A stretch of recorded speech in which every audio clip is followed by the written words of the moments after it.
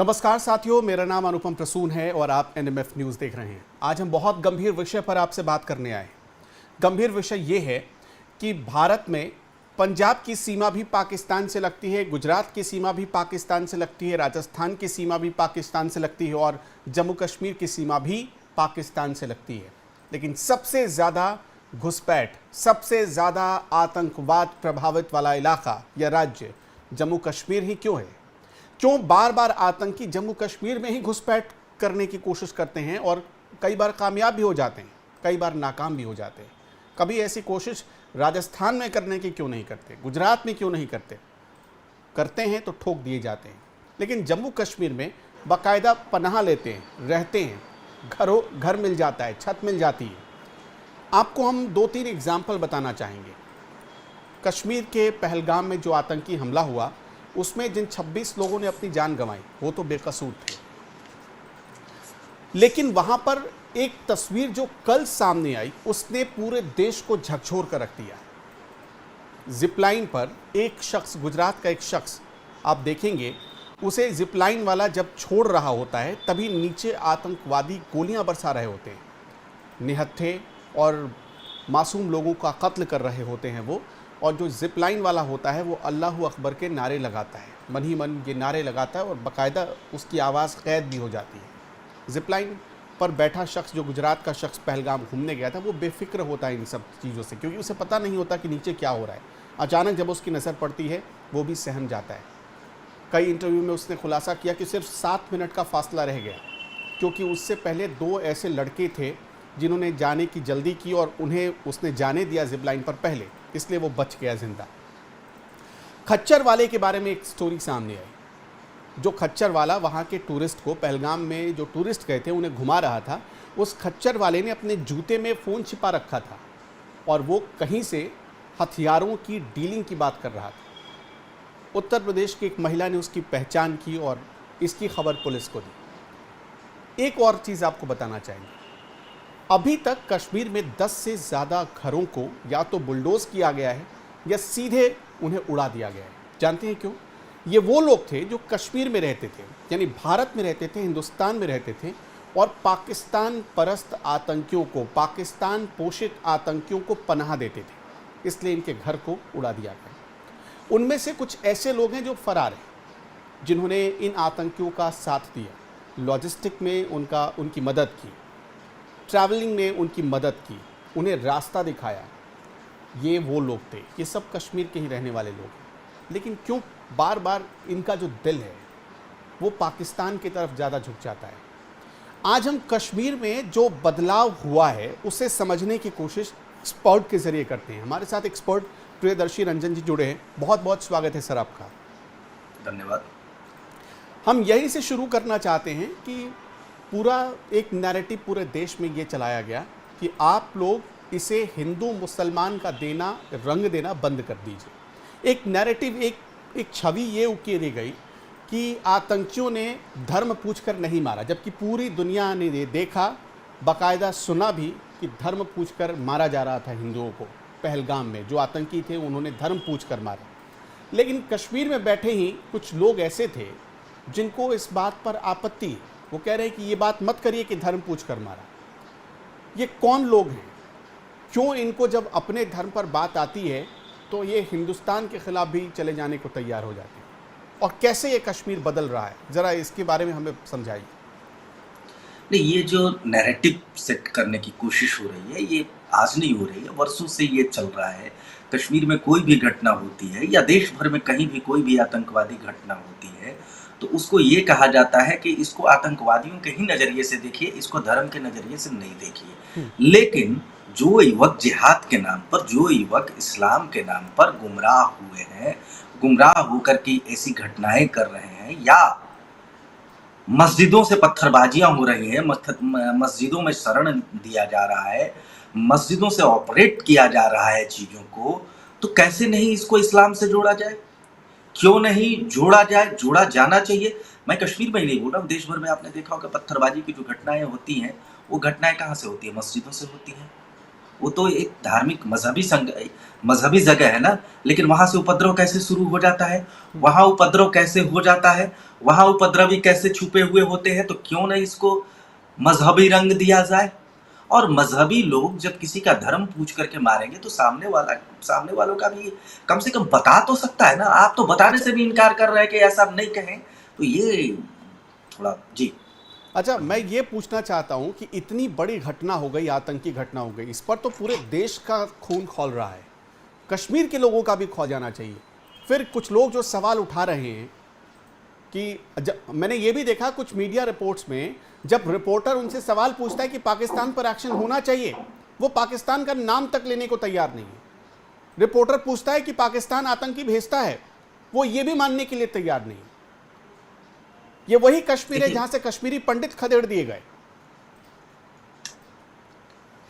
देखिए ये आई वॉश की कोशिश हो रही है।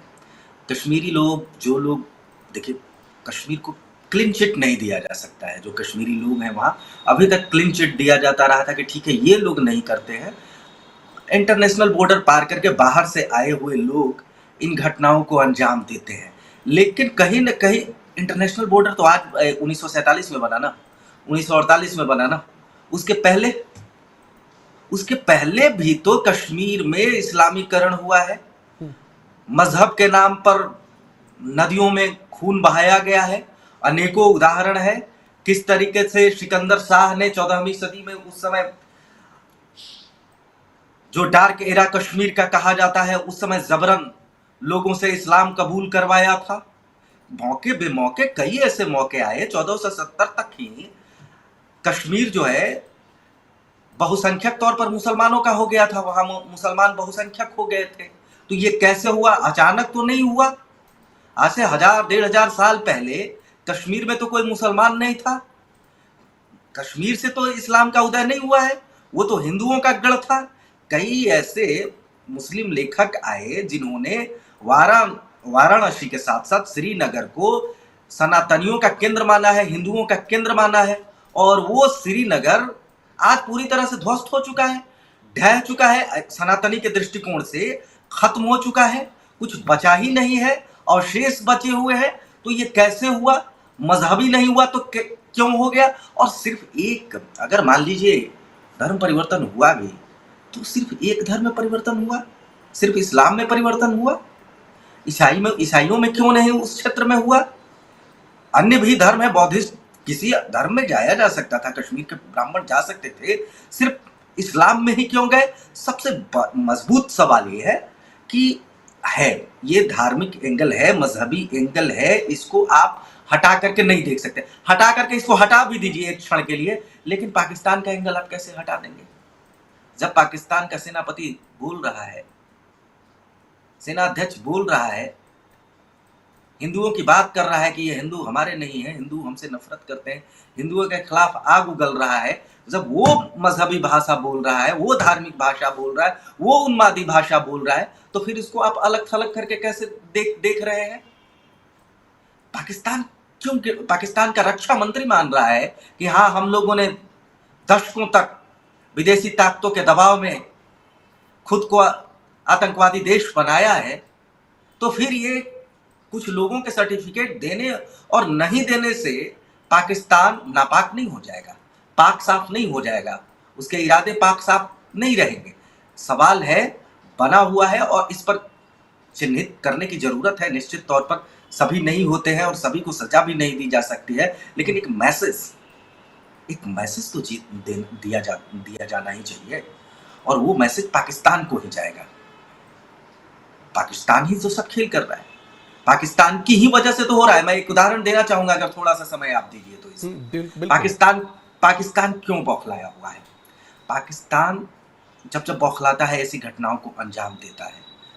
पाकिस्तान हाल के दिनों में इसलिए बौखलाया हुआ था कि पाक ऑक्युपाइड कश्मीर को भारत अपने हिस्से में लेने की तैयारी कर रहा था। यूनाइटेड नेशन में भारत ने बहुत मजबूती से पाकिस्तान पर अपनी बात को रखा था। उसके बाद ब्रिटिश संसद ने एक मामले में पाक ऑक्युपाइड कश्मीर को भारत का हिस्सा माना था। ये पिछले साल की घटना है। उसी ब्रिटेन में हमारे जो विदेश मंत्री हैं एस जयशंकर गए हुए थे। तो ब्रिटेन में पाकिस्तान मूल की एक पत्रकार ने पूछा कि क्या अब कश्मीर में 370 हटाने के बाद क्या आपका निशाना पीओके है? तो हमारे विदेश मंत्री का साफ साफ जवाब था कि हाँ है, पीओके हमारा है, हम उसको लेंगे। तो पाकिस्तानी पत्रकार ने पलट कर जवाब किया कि कैसे लेंगे? तो हमारे विदेश मंत्री एस जयशंकर ने कहा कि हम क्रमबद्ध तरीके से चल रहे हैं और उसी तरीके से ले लेंगे उसको। मेरा पहला लक्ष्य था कि कश्मीर से 370 हट गया। दूसरा लक्ष्य था कि वहां चुनाव कराया जाए, कराया। तीसरा लक्ष्य था कि कश्मीर को विकास के रास्ते पर लाया जाए, लाकर खड़ा कर दिया गया है। और वाकई लाकर जितने पर्यटक जा रहे थे, करोड़ों की संख्या में पर्यटक जा रहे थे, कश्मीर का चमन आबाद हो रहा था। और उसके बाद आइए, हमारे रक्षा मंत्री से जब पूछा गया कि पाक ऑक्युपाइड कश्मीर कब भारत का हिस्सा बनेगा, क्या ये तारीखी जुमला ही रह जाएगा या अयोध्या की तरह, अयोध्या राम मंदिर की तरह कब बनेगा, आप तारीख नहीं बताएंगे? तो राजनाथ सिंह ने कहा था कि इसी सरकार में, जो वर्तमान की सरकार चल रही है, इसी सरकार के कार्यकाल में हम पाक ऑक्युपाइड कश्मीर को भारत का हिस्सा बना देंगे। इसको लेकर के पाकिस्तान के भीतर भारी बौखलाहट था। उसको लग रहा था कि अब तो पीओके गया, अब पीओके हमारा नहीं रह जाएगा। उसके बाद इस तरीके की कार्रवाई, इस तरीके की कोशिशें, नापाक कोशिशें पाकिस्तान की ओर से की गई है। पृष्ठभूमि में हाल जो ये ट्रिगर पॉइंट है हाल के दिनों का, ये है, ये मामला है। और उसको भड़काने का काम कर रहे थे पाकिस्तान के एक से एक वरिष्ठ नेता। वहां के सेना अध्यक्ष जिस तरीके की भाषा बोल रहे थे, वो भाषा किसी सेना अध्यक्ष का नहीं लग रहा था। वो किसी लग रहा था मुल्ला मौलवी बोल रहा कहा जाता है। देखिए, अभी भी हमने तो बताया कि कैसे कश्मीर के भीतर कुछ लोग ऐसे हैं, सारे कश्मीरी ऐसे नहीं हैं, लेकिन 1% या उससे भी कम कुछ ऐसे लोग हैं जो आज भी उनकी हमदर्दी उस दुश्मन मुल्क से है जो भारत में बार बार, हर बार आतंकी भेजता है, आतंकवादियों से हमले करवाता है, उन लोगों से। मैं ये पूछना चाहता हूँ, क्या इसी दिन के लिए घाटी से कश्मीरी पंडितों को भगाया गया? आपको क्या समझ में आता है? आपने उसकी हिस्ट्री पढ़ी है, ज़रा बताइए हिस्ट्री में झांक कर कि क्या इसी वजह से घाटी से हिंदुओं का सफाया हुआ? देखिए, जो लोग ये कह रहे हैं ना कि सारा कश्मीर दोषी नहीं है, मानता हूँ, मैं भी मानता हूँ कि कश्मीर के लोग दोषी नहीं है, लेकिन पाकिस्तान दोषी नहीं है या कश्मीर में इस तरीके का कोई मामला नहीं है जिस तरीके का मामला मीडिया में बताया जा रहा है। उनको ये देख लेना चाहिए कि जो लोग आज इस तरीके से खड़े हैं, इसको हवा देने की जरूरत नहीं है, वरना उन लोगों के साथ कभी ऐसा वैसा हश्र हो जाएगा। एक उदाहरण के साथ बताता हूँ, हाल ही के दिनों में एक वरिष्ठ पत्रकार हैं, कश्मीरी पंडित हैं, उन्होंने किताब भी लिखी है और एक बड़े टीवी प्लेटफॉर्म पर बोल रहे थे। उन्होंने पीड़ा बताई, अपनी पीड़ा बताई, साथ ही में एक कृषि वैज्ञानिक थे कश्मीर में, कश्मीरी पंडित थे, उनकी भी पीड़ा बताई। उस कश्मीरी पंडित जो कृषि वैज्ञानिक थे, उनकी बड़ी चलती थी इलाके में, मुसलमान लोग भी बहुत प्रेम करते थे और प्रेमी पंडित वगैरह कुछ ऐसा नाम दे रखा था उनको। लेकिन जब कश्मीर में हिंसा हुई 1990 में, तो उनको भी नहीं छोड़ा गया। तो जो लोग आज कह रहे हैं कि ये लोग हमसे प्रेम करते हैं, उनको भी अगर ऐसी स्थिति आएगी तो ये लोग नहीं छोड़ेंगे। कश्मीरी पंडित जो पहले जो कन्वर्टेड हुए या कश्मीरी पंडित इस तरीके के धोखे के बार बार शिकार हुए हैं।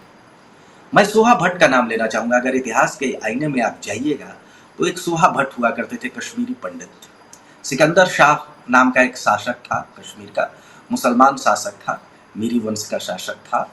वो बहुत ही क्रूर शासक था और उसके एरा को ही डार्क एरा कहा जाता है, कश्मीर का डार्क एरा कहा जाता है। और उसी के दौर से कन्वर्जन शुरू हुआ था। कश्मीरी पंडित मुसलमान बनना शुरू हुए थे और सिकंदर शाह का एक सेनापति था जिसका नाम था सोहा भट्ट। सोहा भट्ट कश्मीरी पंडित था जो बाद में सैफुद्दीन भट्ट बन गया। उसने अपना नाम परिवर्तित कर लिया था, सैफुद्दीन भट्ट बन गया था। सोहा भट्ट ने बड़े पैमाने पर अपने ही जाति के लोगों को, अपने ही धर्म के लोगों को बर्बरता पूर्वक, कई इतिहासकार ऐसा मानते हैं कि बर्बरता पूर्वक सोहा भट्ट ने धर्मांतरण करवाया। कश्मीरी पंडितों का मुसलमानों में धर्मांतरण करवाया। ये आज से नहीं चला आ रहा है। वर्षों से चला आ रहा है। उसके बाद मैं एक उदाहरण देना चाहूंगा। एक थी, एक बहुत बड़ी कवि थी, उनको संत थी, ऋषि थी, लालेश्वरी, लालेश्वरी देवी।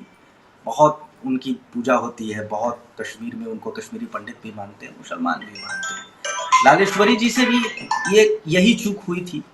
लालेश्वरी जी को लगा कि हिंदू मुस्लिम एकता की बात करते हैं, और उन्होंने बात भी किया।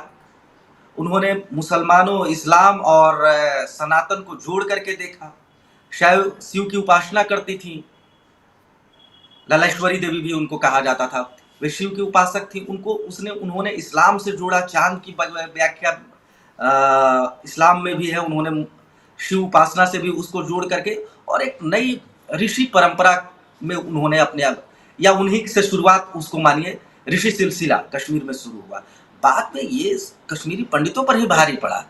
ये लोग ललेश्वरी देवी जो थी, ललेश्वरी जी तो जो थी, इन्होंने मूर्ति पूजा का वहां विरोध किया। मूर्ति पूजा का विरोध करना मतलब आप सनातन की आत्मा पर चोट कर रहे हैं। मूर्ति से कुछ होता है नहीं होता है ये सवाल अलग है, लेकिन मूर्ति पूजा का विरोध करके आप कहीं ना कहीं उंगली खड़ा कर रहे हैं कि ये ठीक नहीं है, आपका धर्म ठीक नहीं है, ये सनातन ठीक नहीं है। तो उस समय ऐसा हुआ। उसके बाद बहुत बड़े स्तर पर जो वहां सूफी संत आए, ललेश्वरी देवी को अपना अनुकरणीय मान लिया, उनको अनुकरणीय मान लिया, और उनकी बातों पर रखते हुए बहुत बड़े स्तर पर जो तलवार नहीं कर सका, वो इन लोगों ने बातों से अपने इस्लाम की ओर उन लोगों को आकर्षित किया। तो इस तरीके से आप देखेंगे कि एक लंबा समय लगा श्रीनगर के पंडितों को, कश्मीर के पंडितों को यह समझने की में कि क्या हो रहा है। और जब तक ये समझ पाते, उनके अपने भी उनके खिलाफ थे या उनके साथ खड़े थे जो उनको कन्वर्जन करा रहे थे, हमने तो उदाहरण दिया। तो इनको बहुत समय लगा, ये समझते समझते बहुत देर हो गई। और दूसरी बात यह है कि तलवार उठाना चाहिए। अगर आपके विरुद्ध कुछ हो रहा है, हो सकता है कि मुझे देशद्रोही कह दिया जाए, या कुछ लोग ये कहें कि मैं भड़काने वाली बात कर रहा हूं, लेकिन कश्मीरी पंडितों के जो हालात थे, हमें कानून भी ये इजाजत देता है, भारत का कानून ये इजाजत देता है कि सेल्फ डिफेंस में आप हथियार उठा सकते हैं। कश्मीरी पंडितों को भी हथियार उठाना चाहिए था। मारे तो ऐसे भी गए, मारे तो आज भी जा रहे हैं। ये बख्शने वाले थोड़ी हैं। ये लोग जो घटना को अंजाम दे रहे हैं, ये दरिंदे हैं, बच्चे हैं। कश्मीर फाइल्स एक मूवी आई थी, उस मूवी को कई लोगों ने हमारे ही देश में एक प्रोपेगेंडा मूवी का नाम दिया, लेकिन उस फिल्म में जो फिल्माया गया या दिखाया गया, उसकी कहानी बहुत हद तक आप जो बता रहे हैं उससे मिलती जुलती है। बिल्कुल। देखिए, कश्मीरी फाइल्स अच्छी फिल्म है। वो एक दृष्टिकोण बताया कि कश्मीर के पंडितों के बारे में, वो सही है। लेकिन उसमें जो दिखाया गया है, उसमें ये दिखा रहा है कि कश्मीरी पंडित प्रतिकार नहीं कर रहे हैं, विरोध नहीं कर रहे हैं। विरोध उनके स्तर पर, देखिए अब तो सेना खड़ी है ना, और अब इनकी संख्या भी नहीं बची है कि वहां ललकार सके, वहां विरोध कर सके आतंकवादियों को, अलगाववादियों को, या इनके खिलाफ जो खड़े हैं उन लोगों को। जब संख्या थी तब भी ये विरोध नहीं कर पा रहे थे।